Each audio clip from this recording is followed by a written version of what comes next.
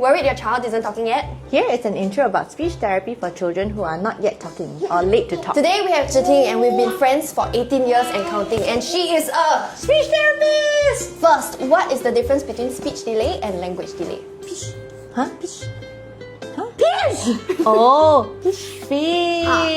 So this is an example of a delay in speech where the child knows what he or she wants to say but is not able to pronounce it correctly. Book? Hat?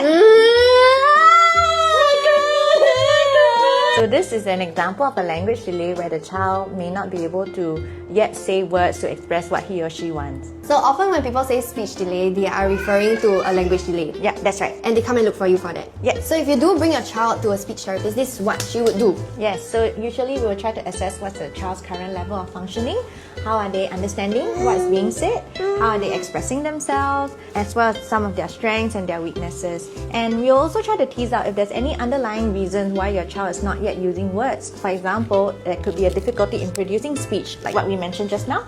There could also be other conditions such as maybe autism or global developmental delay that can be contributing to your child not yet using words. Yep, look up. So if there aren't any underlying conditions, just a delay in language, what will you do? So if there seems to be no other underlying conditions and just a delay in language, we usually work with parents on what we call language stimulation strategies to move them towards communicating using their words.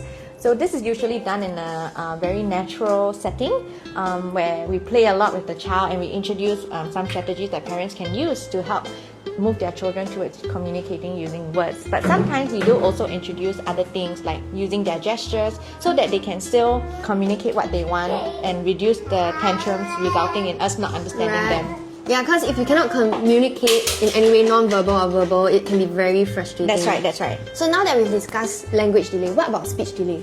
Okay, so speech delay is something where the child cannot really pronounce something accurately.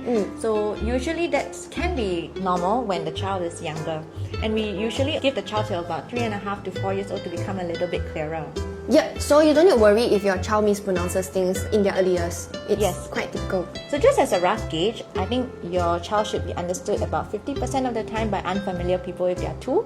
And if they're 3 years old, maybe about 75% of the time, and 100% once they're about 4 years old. Now that we've discussed language delay and speech delay, if you have any concerns, you can consult your pediatrician or consult a speech therapist. Yes, and not to worry, parents, is usually a very play-based setting that's not scary for your child. It's usually quite enjoyable. Okay, that's all. Bye! Bye!